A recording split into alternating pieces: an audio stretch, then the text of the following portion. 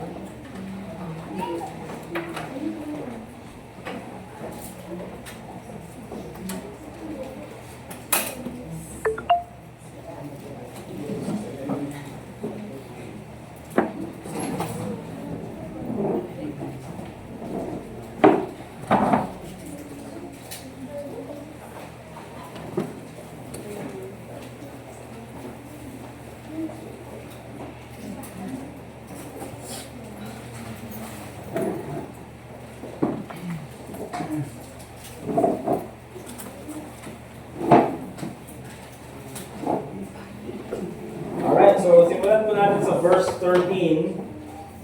And then, basahin ko po hanggang verse 30. 13 to 30. Okay? Alright, so verse 13. Then Nebuchadnezzar, in his rage and fury, commanded to bring Shadrach, Meshach, and Abednego. Then they brought this man before the king. Nebuchadnezzar spake and said unto them, Is it true, O Shadrach, Meshach, and Abednego? Do not ye serve my gods, nor worship the golden image which I have set up. Now, if ye be ready, that at what time ye hear the sound of the cornet, flute, harp, sackbut, psaltery, and dulcimer, and all kinds of music, ye fall down and worship the image which I have made. Well, but if ye worship not, ye shall be cast the same hour into the midst of a burning fiery furnace. And who is that God that shall deliver you out of my hands? Shadrach, Meshach, and Abednego, and said to the king, O Nebuchadnezzar, we are not careful to answer thee in this matter. If it be so, our God whom we serve is able to deliver us from the burning fiery furnace, and he will deliver us out of thine hand, O king. But if not, be it known unto thee, O king, that we will not serve thy gods, nor worship the golden image which thou hast set up. Then was Nebuchadnezzar full of fury, and the form of his visage was changed against Shadrach, Meshach, and Abednego. Therefore he spake and commanded that they should heat the furnace 7 times more than it was wont to be heated. And he commanded the most mighty men that were in his army to bind Shadrach, Meshach, and Abednego, and to cast them into the burning fiery furnace. Then these men were bound in their coats, their hosen, and their hats, and their other garments, and were cast into the midst of the burning fiery furnace. Therefore, because the king's commandment was urgent, and the furnace exceeding hot, the flame of the fire slew those men that took up Shadrach, Meshach, and Abednego. And these 3 men, Shadrach, Meshach, and Abednego, fell down, bound into the midst of the burning fiery furnace. Then Nebuchadnezzar the king was astonished, and rose up in haste, and spake, and said unto his counselors, Did not we cast 3 men bound into the midst of the fire? They answered and said unto the king, True, O king. He answered and said, Lo, I see 4 men loose, walking in the midst of the fire, and they have no hurt, and the form of the 4th is like the Son of God. Then Nebuchadnezzar came near to the mouth of the burning fiery furnace, and spake and said, Shadrach, Meshach, and Abednego, ye servants of the Most High God, come forth and come hither. Then Shadrach, Meshach, and Abednego came forth the midst of the fire, and the princes, governors, and captains, and the king's counselors, being gathered together, saw these men upon whose bodies the fire had no power, nor was an hair of their head singed, neither were their coats changed, nor the smell of fire had passed on them. Then Nebuchadnezzar spake and said, Blessed be the God of Shadrach, Meshach, and Abednego, who hath sent his angel and delivered his servants that trust in him, and have changed the king's word and yielded their bodies, that they might not serve nor worship any god except their own God. Therefore I make a decree that every people, nation, and language which speak anything amiss against the God of Shadrach, Meshach, and Abednego shall be cut in pieces, and their houses shall be made a dunghill, because there is no other God that can deliver after this sword.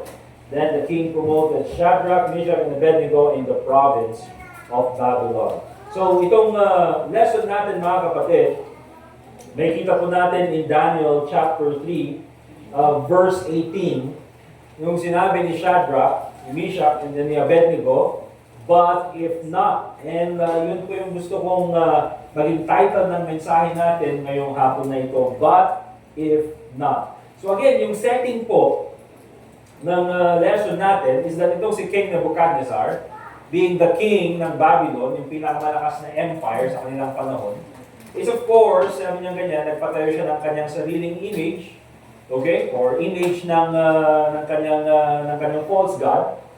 And then sinabi niya, pagkatumugtog yung music at this time, lahat ay kailangan mag-bow down sa music.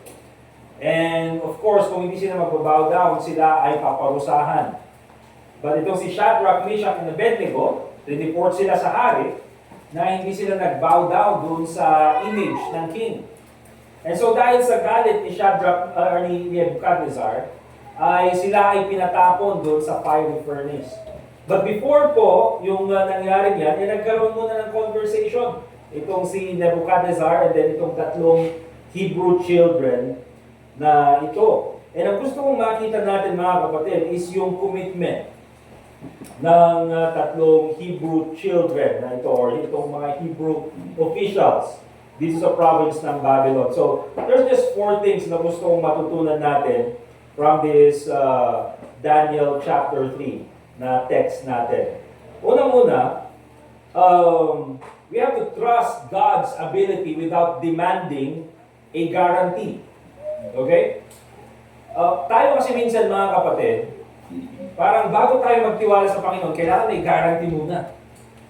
Okay? Or kailangan na merong sigurado tayo na mangyayari yung hinihiling natin. But itong si Shadrach, Meshach, and Abednego, here's the thing mga kapatid.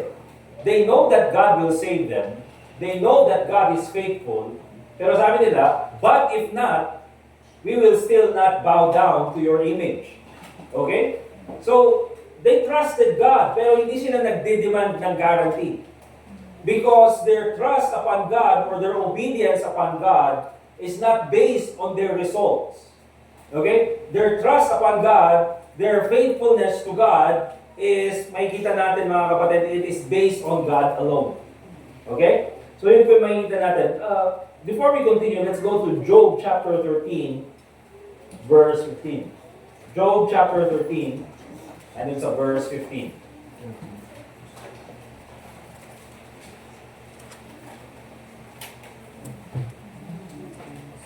Napakaganda rin yung sinabi nitong ni Job, na although napakaraming problemang dumating sa kanyang buhay, pagsubok na hindi niya alam yung rason kung bakit nangyayari. Because again, pag binabasa natin itong Job, kailangan natin maintindihan na we are reading the book of Job in a reader's perspective. Okay? Ibig sabihin, alam natin yung nangyaring pag-uusap between God and then the devil. Alright? Pero itong si Job, mga kapatid, hindi niya alam yung nangyayari sa buhay niya.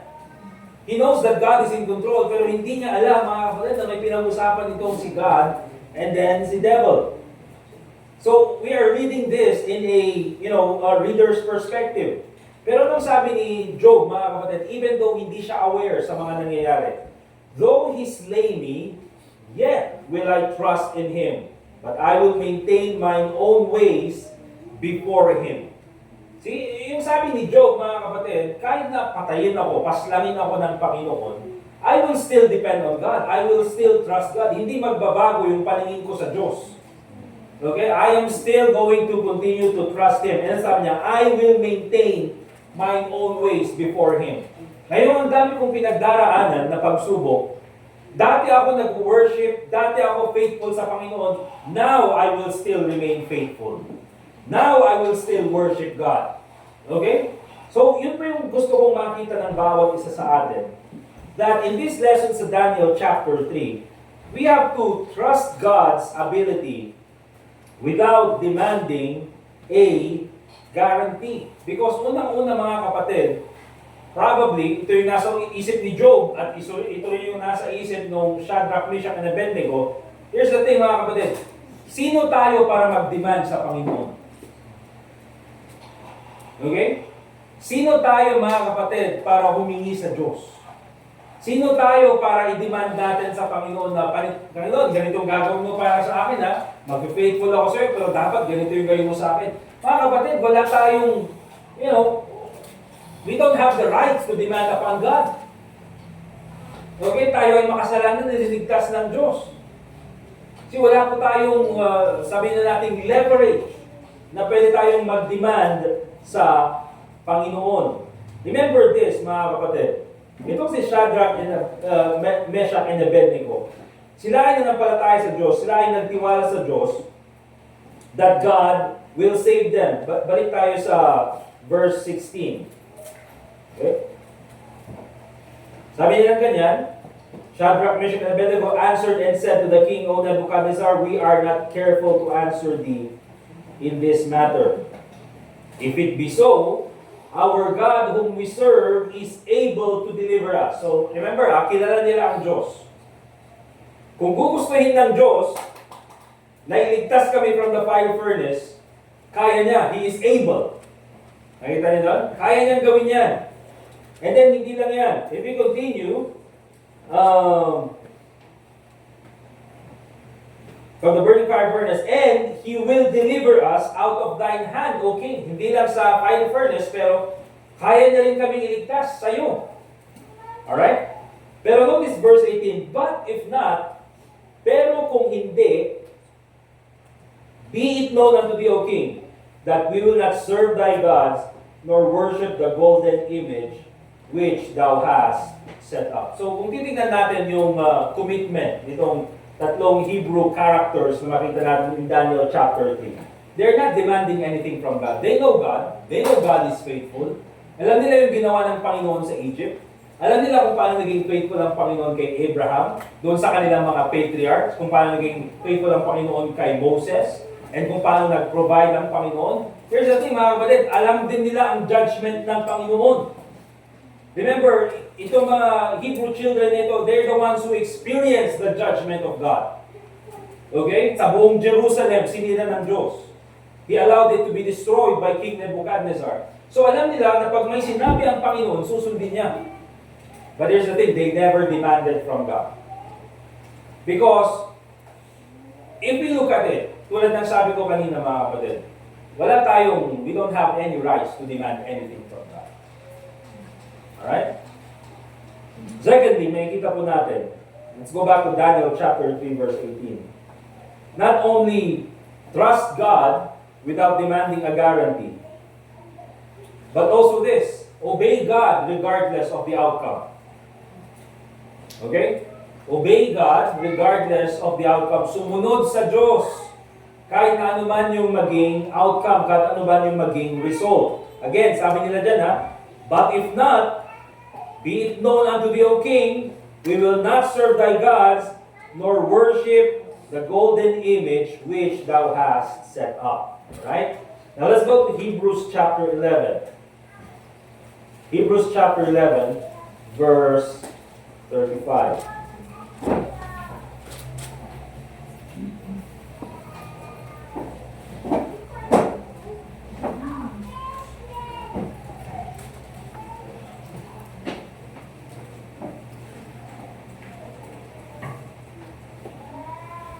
Okay. Now, sa Hebrews chapter 11, makikita natin dito yung sinasabi natin na Hall of Faith. Okay, ito yung mga, namatay na mga mananampalataya that they were, yung talagang faith nila sa Panginoon ay very exemplary na dapat tularan. But notice in verse 35, doon sa mga sinabi ng Bible na Hall of Faith, women received their dead raised to life again. For example, yung woman of Zarephath, okay? And then even yung Shunammite woman na binuhay ni Elisha yung kanyang anak, si Elijah, binuhay naman niya yung anak ng woman at Zarephath, okay? because sila ay nagtiwala sa Diyos. And others were tortured.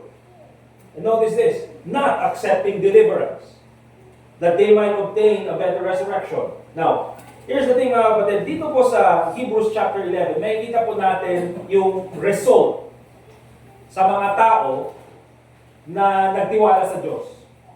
Okay? Notice that, ha? May mga nagtiwala sa Diyos na, talagang nakita nila yung blessing ng Panginoon. Right? Tulad nung binanggit natin dyan, yung Shunammite woman, or even yung woman at Zarephath, na sila, dahil nagtiwala sila sa Diyos, and of course, nandun si Elijah and Elisha, ay binuhay ng Panginoon yung kanilang mga anak. Okay? That's a wonderful example. And sabi ng Bible, in Romans 15:4, I will just read to you, "For whatsoever things were written aforetime were written for our learning, that we, through patience and comfort of the Scriptures, might have hope." Itong mga nakasulat sa Bible, even in the Old Testament, yung example ng Shunammite woman, yung example ng woman at Zarephath, you see, that is an example para sa atin. That is for our learning. That when you trust God, you will never be disappointed. Amen? Wala pong nagtiwala sa Diyos na nung Ilocano, awan tinagtalog kiniya po Diyos na nagbabawi. Awan tinalibaga nga, nyamot din, nagtalog pa lang kiniya po Diyos. Nyamot din, na isalakan na pa lang. Awan, kasi ka na. Okay? Noon si kaji klase ni Kristiyano, nagbabawi ka, gaputan nagtalog ka kiniya po Diyos, baka hamo maawatan, gusto niya po Diyos. Okay?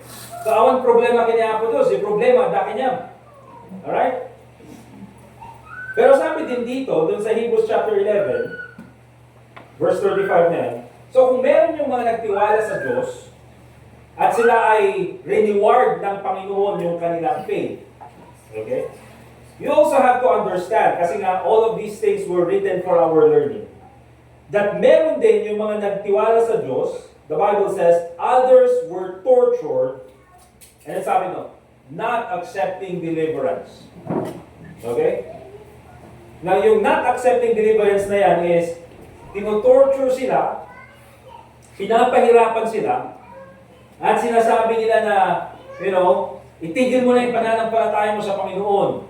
Huwag ka nang magtiwala sa Diyos. Kung hindi ka magtitiwala sa Diyos, papakawalan ka namin. Kaya sabi ng Bible, not accepting deliverance. Hindi nila na-accept yung offer sa kanila na maging freedom. Bakit? That they might obtain a better resurrection. Bakit mga kapatid? Kasi ang tinitingnan nila mga kapatid is, paano ko i-deny ang Diyos na nagligtas sa akin? Mas maganda yung buhay na prepare niya para sa akin after this life. Okay? So kaya kung titingnan po natin, talagang meron po doon sa mga scriptures, ang makikita natin na they obeyed God, but they were tortured. Sila ay pinahirapan. For example, si Isaiah. Si Isaiah po, mga kapatid, isang faithful prophet ng Panginoon. Pero paano siya namatay? Siya po, mga kapatid, ay pinahirapan bago siya namatay. Si John the Baptist. Siya po ay isang faithful na preacher ng Panginoon. Pero siya, mga kapatid, because of yung kaniyang pangangaral ng katotohanan, siya ay dinagay sa bilangguan. At, pinapatay nung kanilang hari, pinugutan ng ulo. Okay? Ganun po yung nangyari, mga kapatid. But remember this, we have to obey God regardless of the outcome. Okay? Kaya po yung sinasabi ng three Hebrew children, but if not, kung hindi man kami ililigtas ng Panginoon dito, hindi pa rin kami magbabow down sa iyo. We're still not gonna bow down to the image. Because, here's the thing, mga kapatid. Pag sinabi po nating obedience, it cannot be conditional. Okay? It cannot be conditional. Minsan kasi tayo, sabi natin, pag may inutos sa atin, okay, sige, gawin mo nga to. Okay? And then, ikaw naman, sige, susunod ka kapag anong makukuha ko pag sinunod kita? Diba? Alam naman wala kang ibibigay sa akin kung susundin ko yung utos mo. Alright? But remember, obedience to God, when it comes to God, it cannot be conditional. Okay? Especially doon sa outcome. Kasi ang obedience po, ang tawag po dyan ay pagsunod. Hindi po negotiation. Naintindihan mga kapatid? Amen. Hindi ka pwedeng makipag-negotiate sa Panginoon. Alright, mag-obey ako pero dapat ganito ha. Dapat ganito. Dapat ganito. Hindi po mga kapatid. We obey God, we trust God, we depend on Him regardless of the outcome. Number 3 that I'd like all of us to see, okay? And I think ito very important.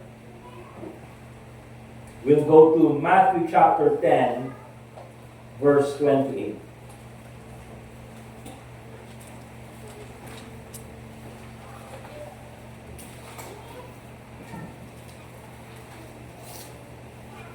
Matthew chapter 10,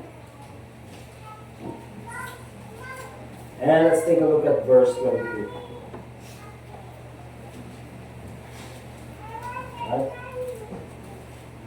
And ang sabi ng Bible, and fear not them which kill the body, but are not able to kill the soul, but rather fear him which is able to destroy both soul and body in hell. And I think, sa karamihan po ng mga mananampalataya, especially dito sa Bible, na nakita nating mga example, that they were willing to die for their faith.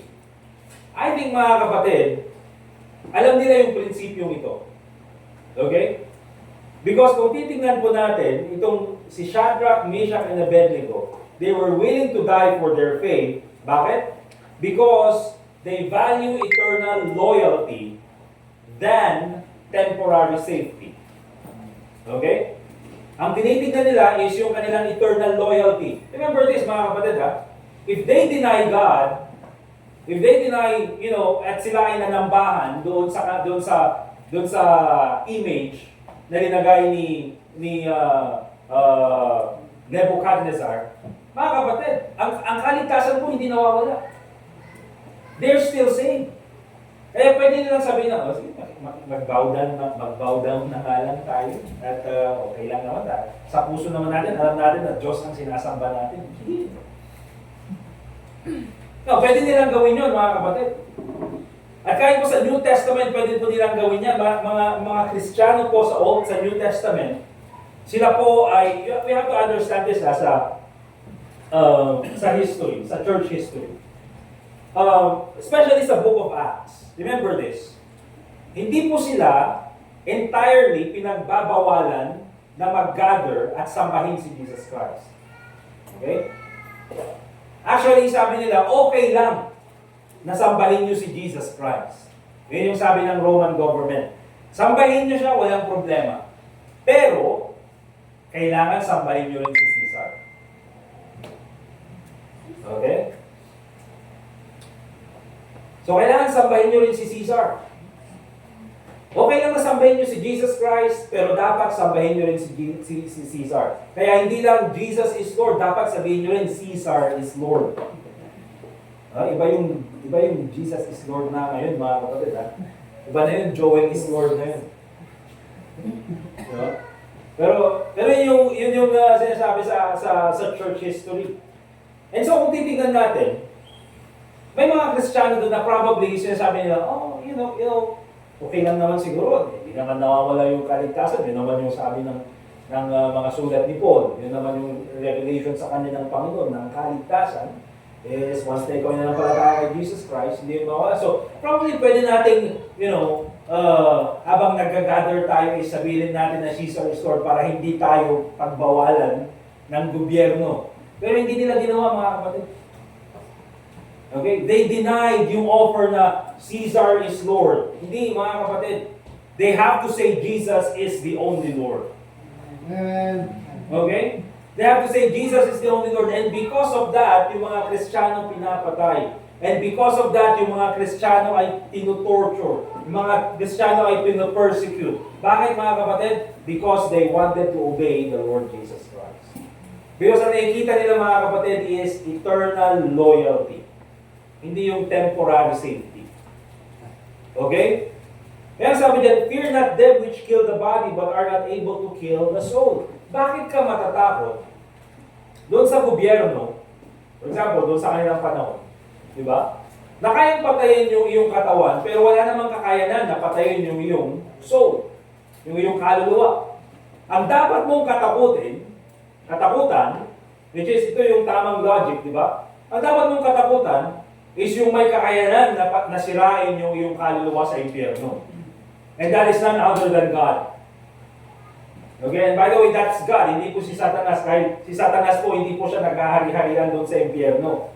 Pag si Satanas po napunta sa impyerno, siya po ay matutorture. Siya po ay masusunog. Okay? Huwag kayong maniwala na, ay, pag nandun sa impyerno, si Satanas yung hari. Hindi siya hari doon, mga kapatid. He will be tortured in hell along with the false prophets day and night for eternity. Yan yung sabi ng Bible. Okay? And so, ang dapat nakatakutan natin, mga kapatid, is ang Panginoon. Kaya nga po, pag darating talaga yung choice, katulad nitong sila Peter, nung sila ay nangangaral, nasasabihin nila, okay, huwag kayong mangaral para hindi namin kayo ikulong. Huwag kayong mangaral para hindi namin kayo i-persecute or pahirapan. Anong sabi ni Peter? We would rather obey God than man. Okay, bakit? Because ang dapat katakutan, or ang dapat tayo maging loyal, is to the person who holds eternity. And that is none other than God. We value eternal loyalty over temporal safety. Let's go to Revelation chapter 2.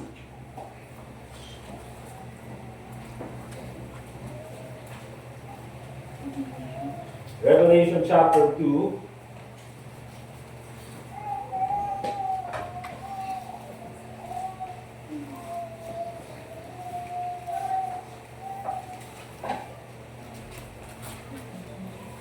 And tingnan niyo po doon sa may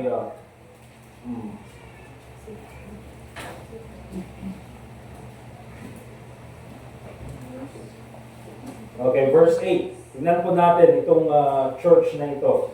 Okay? So again, pag doon po tayo sa book ng Revelation, yung mga churches dyan sa chapter 2 and 3, yan po ay mga tunay na church. Literal church.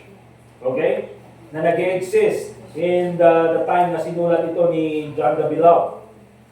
So, anong sabi niya sa verse 8? And unto the angel of the church in Smyrna, write, these things say the first and the last, which was dead and is alive. I know thy works, and tribulation, and poverty. Okay? So, alam ng Panginoong Jesucristo na itong church na ito ay, maraming pagsubok na dumadaan sa kanilang church and of course sa buhay ng mga mananampalataya in that church, but also and their poverty. Okay? And we have to understand na pag binanggit yung poverty dito sa scriptures, ay itong mga Kristiyano na ito, hindi sila pobre dahil hindi sila nagtatrabaho. Okay? Itong mga Kristiyano ay hindi pobre sila, mga kapatid, because ayaw silang tanggapin sa trabaho. Bakit? Because Kristiyano sila eh. Okay? Huwag yung tanggapin yan, Kristiyano yan. Or kung may negosyo man sila, huwag kayong bumili dyan, or huwag yung tangkilikin yan kasi Kristiyano yan. Kaya po maraming Kristiyano, they are living in poverty because of persecution. Alright? And anong sabi ng Bible? I know the blasphemy of them which say they are Jews and are not, but are the synagogue of Satan. At sila ay pinopersecute nga ng mga Jews. Pero anong sabi sa verse 10? Fear none of those things which thou shalt suffer. Huwag kayong matakot. Marami kayong pagdadaanan ng problema. Behold, the devil shall cast some of you into prison, that ye may be tried, and ye shall have tribulation 10 days. Be thou faithful unto death, and I will give thee a crown of life. So ang panawagan dito ng Panginoon, Jesucristo, para sa church na ito, kayo ay maging tapat hanggang kamatayan. Alright? Kayo ay maging tapat hanggang kamatayan. Because ang faithfulness po, ang obedience ng Panginoon, supposedly para sa atin, dapat hanggang kamatayan. Amen? Amen. Hindi po dapat temporary. That's why our faithfulness towards God should be in eternity. Kaya nga po mga kapatid, pag tayo po, for example, ay naging Kahit anong estado po ng buhay natin. Kahit anong estado po ng buhay natin. Ang buhay po ng isang Kristiyano, actually, ang buhay po ng isang Kristiyano, pag titignan po talaga natin yung salita ng Diyos, pag sinabing faithful unto death, tayo po, ang design ng Panginoon sa atin, ay pagsilbihan siya hanggang sa panahon na tayo ay kanyang kukunin. Okay? Ibig sabihin, wala pong retirement ang pagiging servant ng Panginoon. Alright? For example, siguro, young people ka ngayon at kaya mong mag-soul winning, kaya mong mga gawin yung mga bagay na yan. Later on, pagka ikaw ay nagkaroon ng sariling pamilya, hindi yan rason para hindi ka na maging faithful sa Panginoon. Hindi mo pwedeng sabihin, Panginoon, hindi na ako maging faithful kasi may pamilya na ako, marami na akong responsibilidad. Hindi, you still remain faithful to God. Hindi mo pwedeng sabihin na, hindi na ako pwedeng maging faithful, Panginoon, kasi may schedule ako sa aking school. Regardless, you still remain faithful to God. Okay? Hindi mo pwedeng sabihin, Panginoon, hindi na ako pwedeng maging faithful kasi senior citizen na ako. Mas lalo na, you have to be more faithful to God. Okay? So there is no excuse para po hindi tayo maging faithful. Ang panawagan sa atin ng Panginoon is to be faithful unto death. Hanggang sa panahon na tayo ay kukunin ng Panginoon. You know why, mga kapatid? For the simple reason that the Lord Jesus Christ was faithful unto death. Amen. Okay? Kaya po kaya nga po kahit na konting panghihina lang ng ating pananampalataya, we already call that backsliding. Because God's design for us is to be faithful unto death. Ngayon, again, mga kapatid, hindi po tayo perfecto na palagi tayong faithful, but at least we do our best. We strive hard to serve the Lord Jesus Christ. Okay? But also, notice this, sabi ng Bible, sa Revelation chapter 2, verse 10 na binasa natin, at gusto ko lang maging encouragement. Sabi niya, ye shall have tribulation 10 days. Okay? Be thou faithful unto death.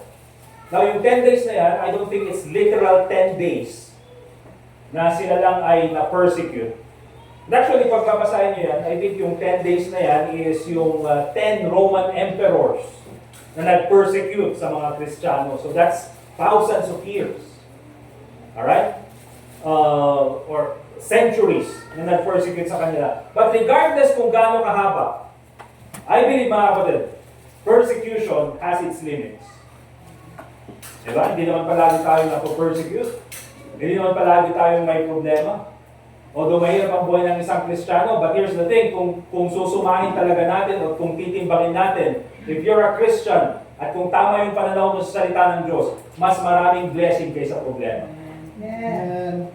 Okay? Mas matimbang ang mga blessings kaysa sa problema. Amen? Amen. Dahil faithful ang Panginoon. Okay? So remember, kung meron man dapat tayong katakutan, it's none other than God Himself. So kung meron man tayong dapat, person whom we should be loyal to, it's none other than God Himself. Alright? And lastly, let's go back to Daniel chapter 3. Okay? So nakita natin yung commitment ng Hebrew children na ito. They trusted God's ability without demanding a guarantee. Okay? They obeyed God regardless of the outcome. Dapat ganun din tayo. And also, they valued eternal loyalty kaysa sa temporary na safety. And because of that, I would like to conclude here, mga kapatid, kung ganun po yung ating faith, or ganun po yung ating pananaw sa ating Panginoon, or ganun po yung ating pagsunod sa Panginoon, remember this, you will never be alone. Okay? Hindi ka iwanang mag-isa ng Panginoon. Amen. Alright? Hindi ka iwanang mag-isa ng Panginoon. Hindi ka man siguro, iligtas sa kapahamakan ng Panginoon, but you will never be alone. Because notice this, doon sa Daniel chapter 3 verse 25, noong tinapon ni Nebuchadnezzar si Shadrach, Meshach, and Abednego doon sa fire furnace. And sa sobrang init ng fire furnace, sabi ng Bible, yung mga taong nagtapon kay Shadrach, Meshach, and Abednego, sila ay namatay. Alright, so talagang mainit yan. Pero ang sabi ni Nebuchadnezzar, tinawag niya yung kanyang mga prince, yung kanyang mga politicians, yung kanyang mga counselors. Hindi ba tatlo lang yung tinapon natin doon sa apoy? And then sabi niya, lo, I see 4 men loose. Hindi ba nung tinapon natin sila ay nakatali, sila ay nakagapos? Pero bakit ang nakikita ko, I see 4 men loose, walking in the midst of the fire. Hindi sila nagpapanik, hindi sila tumatakbo, hindi sila nahihirapan, they are not tortured. Paano nangyayari? They are walking in the midst of the fire. Ano to? Nag-strolling sila sa loob. Diba? Naka-chill lang sila. And the reason why si Shadrach, Meshach, Abednego, they are protected in the fire, you know mga kapatid, it's because of the Lord Jesus Christ. Amen. And sabi ng Bible, sabi ni Nebuchadnezzar, they have no hurt. And the form of the fourth is like, again, if you have a King James Bible, if mo kaibahan ng King James Bible, is like the capital S, Son of God. Diba? Ibig sabihin mga kapatid, in the fiery furnace, because they chose to obey God rather than man, because they chose to be loyal to God, because, hindi sila nag-demand ng guarantee sa Panginoon, because they obeyed God regardless of the outcome. Ano nangyari mga kapatid? The Lord Jesus Christ was with them. Amen. Kaya, here's the thing mga kapatid, hindi man tayo pwedeng mag-demand ng guarantee sa Panginoon. But if you choose God, if you stand up for your faith, pag ikaw pinanindigan mo yung iyong pananampalataya, yung ilaban mo iti pangmatim, kasi hindi mabalik na promise niya, handa ka kay bati niya ako Diyos. Amen. Hindi kayo iwanan ng Panginoon. Ang tao kaya nga sabi ng Bible, di ba? It is better to trust in the Lord than to put confidence in man. Okay? Kasi minsan ang tao, kahit na gusto kang tulungan, anong klaseng taong tutulong sa'yo sa fiery furnace? Di ba? Pag sinamahan ka, patay kayo. Kasama siya. Di ba? Bakit? Because people are limited. Merong mga tao na gusto kong samahan sa problema. Gusto kong tulungan sa problema. May kaibigan, may mga katrabaho, kamag-anak, na kapag ikaw ang mga problema, dadamayan ka nila. Pero kahit sa anong pagdamay na gagawin nila, they are limited. Diba? Hindi nila kayang ibigay yung tulong na kailangan mo. Dadamayan ka nila, but they are limited. But here's the thing mga kapatid, ang Panginoon pag dinamayan ka, mga kapatid, He's unlimited. Amen. Alright? Kaya hindi ka mapapahiya, you will not be disappointed when you trust in God. Let's go to Isaiah chapter 43 verse 2.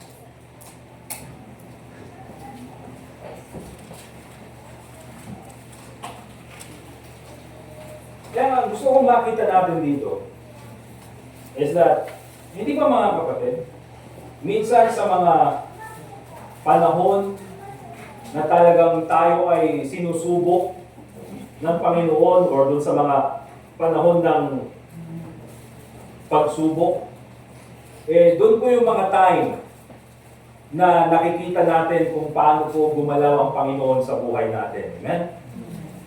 Diba? Kung wala kang problema, nandyan pa rin yung blessing and provision ng Panginoon, hindi po yun mawawala. Diba? Yung buhay na binigay niya sa'yo, yung trabaho, yung health, all of those are blessings from God. Pero sa panahon ng problema, sa panahon ng pagsubok, doon po natin mga kapatid nakikita yung paggalaw ng Panginoon. Doon natin nakikita na, walang pambayad, pero mamaya may pinapadala ang Panginoon na, mga tao na nagiging blessing sa atin. Hindi natin alam mga kapatid, yung mga panahon na kailangan natin ng tulong, wala tayong mahingan ng tulong, pero mamaya biglang may mag-aalok ng tulong, ay hindi mo pwedeng masabihin coincidence yung mga bagay na yan. Dahil kung Kristiyano ka, alam mo that everything is in God's control. At walang aksidente sa Panginoon. Amen. Kaya po yung mga bagay na yan, mga kapatid, doon po sa mga ganong klaseng panahon, doon po natin nakikita ang paggalaw ng Diyos. Ibig sabihin, kasama natin ang Panginoon. Sinasabi dyan sa Isaiah chapter 43 verse 2. When thou passest through the waters, okay? Sabi niya, I will be with thee. And through the rivers, they shall not overflow thee. You know why? Dahil kasama mo ang Panginoon. When thou walkest through the fire, thou shalt not be burned, neither shall the flame kindle upon thee. Anong ibig sabihin niya, mga kapatid? Anumang klase ng pagsubok, if you trust God, at inuna mo yung pananampalataya mo sa Panginoon, if you continue to obey Him, He will never leave. Amen. Kasama mo ang Diyos. Okay?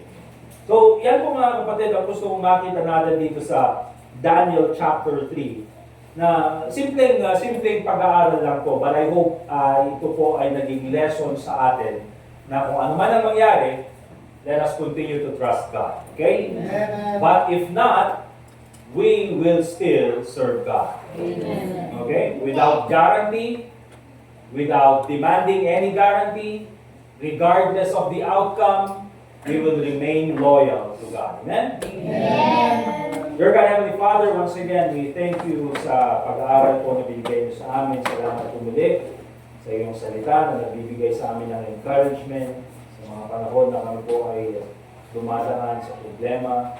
At alam ko ang buhay ng bawat sa amin, Panginoon. Alam ko ang pagsubok na pinag-aaral ng bawat sa amin. So I pray, Lord, na ikaw po ang patuloy na nagbigay sa amin ng lakas ng loob na sumunod po sa iyong kalooban without expecting any guarantee or regardless of the outcome. I pray, Lord, that we will always choose to be loyal to you. And we know, Panginoon, that you will always be with us whatever the circumstances are. Panginoon, tulungan mo po kami to have this kind of commitment in our life. And I pray, Lord, that you continue to bless this church as we continue to serve you. Hindi man po dito sa church, but also even in our households, even po sa aming mga workplace, even po sa school, especially, Lord, sa aming mga tahanan. Tulungan mo po kami na maging masunuring mga Kristiyano at maging faithful po. Hindi lang kayong Sunday, but even from Monday until Saturday. Lord, we thank you for the presence of each one. At ganun din po ulit sa aming pag-uwi, Panginoon. Please keep us safe and pag-walay so that we can continue to serve you again when we come back next Sunday. Salamat, Panginoon, for your faithfulness towards us. And also pray in Jesus' name, Amen. All right, let's all stand up, please. Tayo po tayong lahat and we'll sing our closing song. We'll sing song number 277, Only Trust Him. Song number 277, Only Trust Him.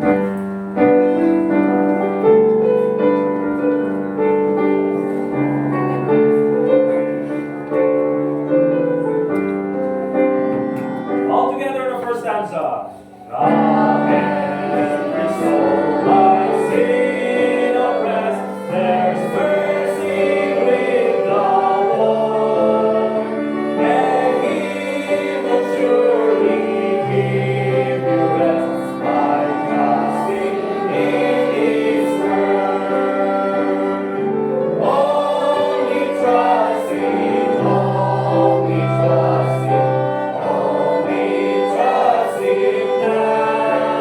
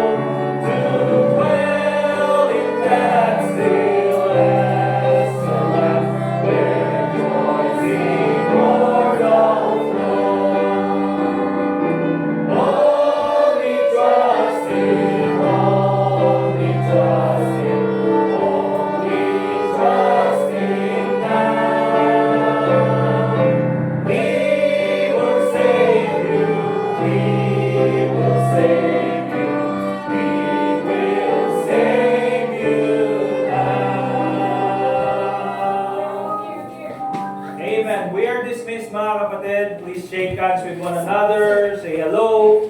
And of course, fellowship. Hindi po nagmamadaling umuwi. We can still fellowship. And then after that, ay yung mga ibang pagpa-practice.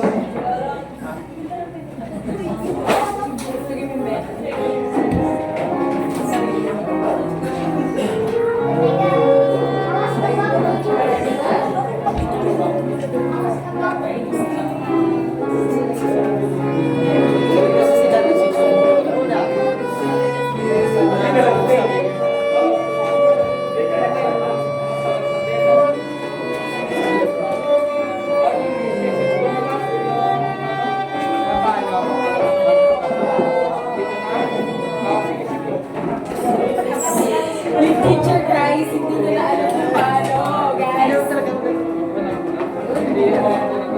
Pumunta yung Oo, nang ano lang, yan lang sa wala. Nandun lang sa